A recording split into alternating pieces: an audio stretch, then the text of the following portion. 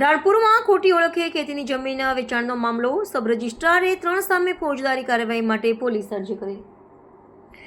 રાણપુર તાલુકામાં અલમપુર ગામે ખેતીની જમીન વેચાણ મામલે ગંભીર ગેરરીતિ સામે આવી છે. Nirav Manojbhai Patel sub registrar grade 2 Ranpur દ્વારા નોંધણી અધિનિયમ 1908ની કલમ 83 હેઠળ ભાઉબેન ભોપાભાઈ પરાળિયા, પ્રભુભાઈ લીંબાભાઈ બારૈયા અને જગદીશભાઈ લીંબાભાઈ બારૈયા સામે ફોજદારી કાર્યવાહી શરૂ કરવા રાણપુર પોલીસને અરજી કરવામાં આવી છે.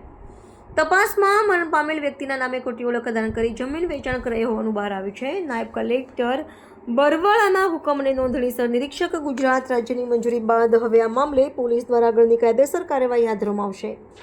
અહેવાલ રોહિતાર જતાપરા, દીવ મિરર ન્યૂઝ, રાણપુર.